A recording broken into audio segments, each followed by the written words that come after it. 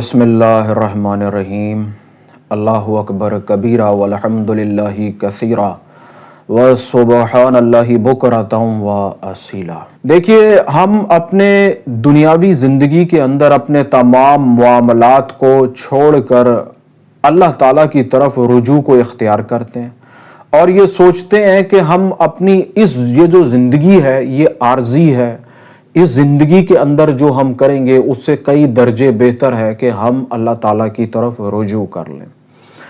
میرا اس حوالے سے کئی قسم کے مشاہدات ہیں، وہ یوٹیوب کا یہ چینل ہو، فیس بک ہو اور دیگر لوگوں سے جو آپ ان کے معاملات سنتے ہیں، اس میں یہ مسئلہ بڑا ہی اہم ہے کہ وہ اپنے تمام تر دنیاوی معاملات کو چھوڑ کر اللہ تعالیٰ کی طرف رجوع کرنا چاہتا ہے اور وہ ایسا کر نہیں پا رہا ہے۔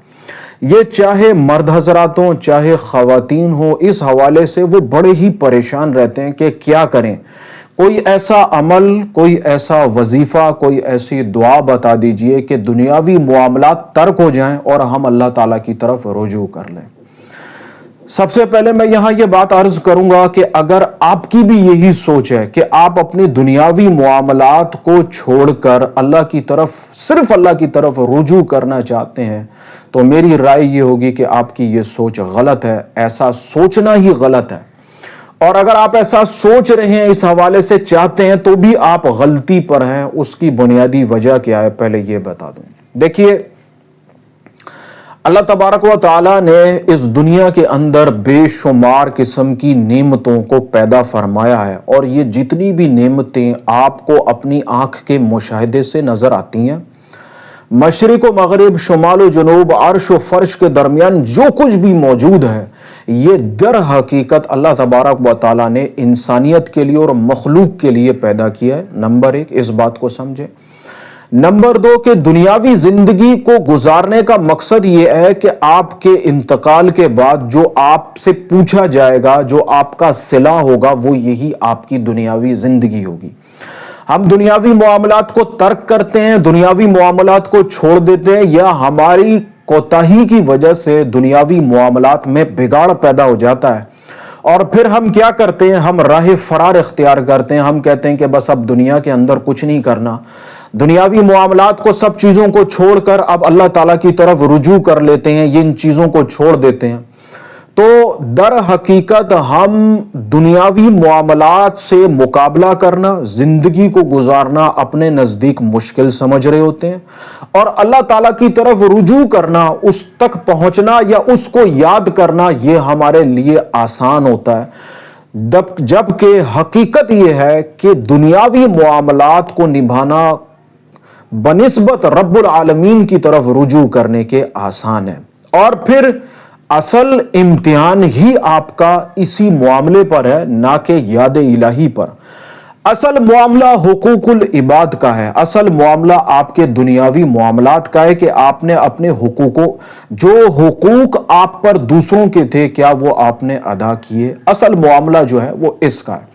ہم اپنی دنیاوی معاملات میں بگاڑ دیکھ کر پھر سوچتے ہیں کہ اللہ تعالیٰ کی طرف چلے جائیں، جبکہ اولین ترجیح یہ ہے کہ آپ اپنی دنیاوی معاملات کو بہتر کریں، اپنی زندگی کو بہتر کریں، اور اس زندگی کو بہتر کرتے ہوئے ہی آپ اللہ تعالیٰ کی طرف رجوع کریں۔ یہ اصل طریقہ ہے۔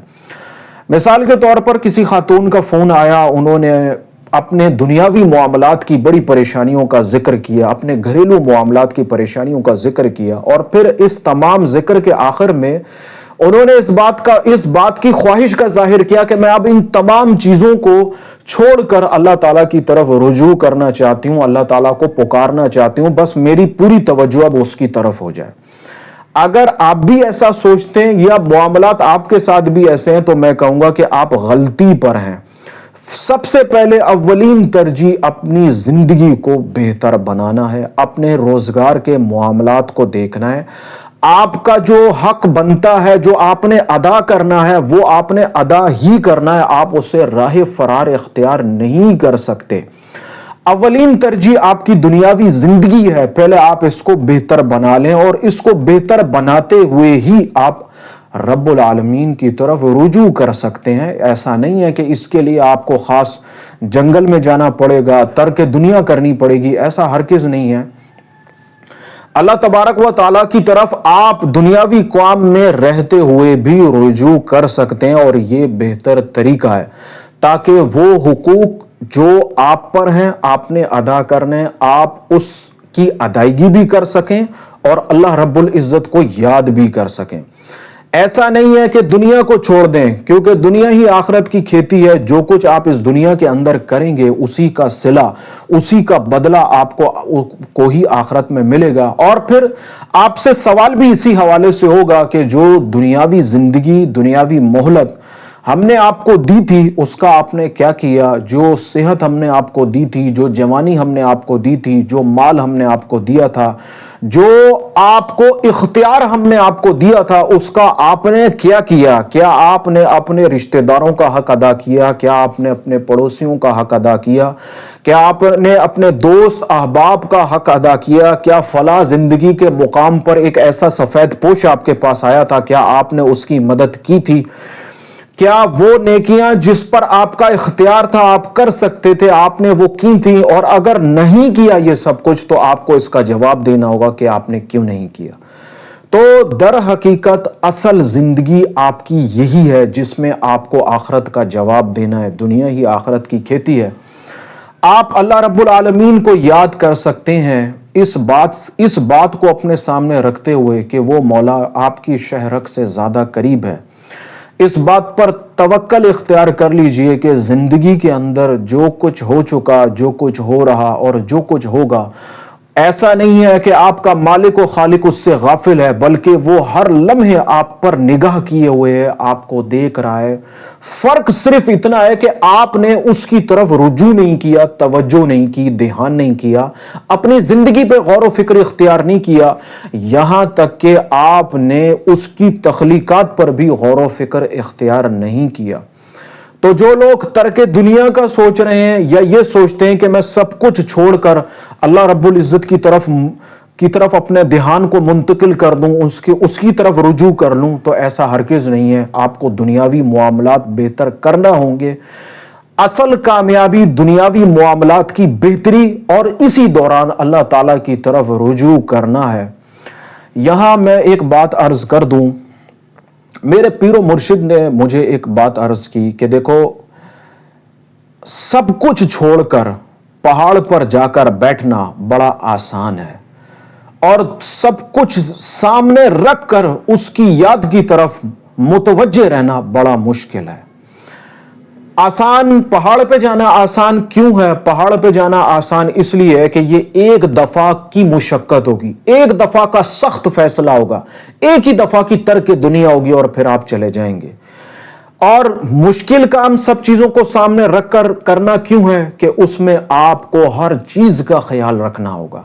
آپ کے قلب کے اندر جو عشق الہی کی شمع روشن ہے اس کی کسی کو خبر نہ ہو۔ راتوں کی تنہائی میں جو آپ اپنے مولا کو یاد کرتے ہیں اس کی کسی کو خبر نہ ہو۔ آپ کے اندر جو خیر کا جذبہ ہے، جو آپ کے اندر عشق الہی کی شمع روشن ہے، ایک سمندر جوش مار رہا ہے، اس کی کسی کو خبر نہ ہو۔ اس کو یاد بھی کرنا ہے، دنیا بھی چلانی ہے اور کسی کو خبر بھی نہیں ہونے دینا۔ یہ ایک مشکل اور مشقت بھرا کام ہے۔ تو جو اپنے مشاہدات تھے وہ میں نے آپ کے سامنے رکھے، مختصر کوشش کی کہ دیکھیے اپنی دنیا کو بہتر بنانے کی کوشش کیجئے، اپنے دنیا کو اچھا بنانے کی کوشش کیجئے۔ جتنے بھی نیک اعمال ہیں اس کا تعلق اس دنیا سے ہے۔ آپ کیا اللہ کی راہ میں خرچ کریں گے وہ دنیا کا معاملہ ہے۔ اگر آپ کے پاس کچھ دینے کے لیے ہوگا ہی نہیں تو آپ کیا خرچ کریں گے؟ تو آپ کے پاس کچھ ہوگا تو آپ اس کی راہ میں خرچ کریں گے، اس کی مخلوق پر خرچ کریں گے، مسکینوں کو، غریبوں کو، سفید پوشوں کے کام آئیں گے، اور یہ بہت بڑی نیکی ہے۔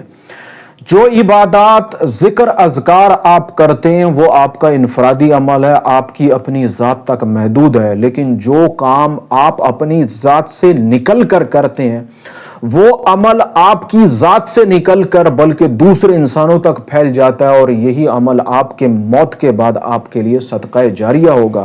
ایک مختصر سا پہلو آپ کے سامنے رکھا ہے دنیاوی زندگی کے حوالے سے۔ خدا را دنیاوی زندگی سے نفرت نہ کیجئے، یہی مہلت ہے، یہی موقع ہے، اس کو غنیمت جانیے۔ اللہ تعالی ہمیں اپنی دنیا پر اپنی آخرت پر غور و فکری کرنے کی توفیق عطا فرمائے۔ اللہ تعالی ہمیں اپنی زندگی کے معاملات پر غور و فکری کرنے کی توفیق عطا فرمائے۔ اللہ تبارک و تعالی ہم سب کا حامی و ناصر ہو، آمین ثم آمین۔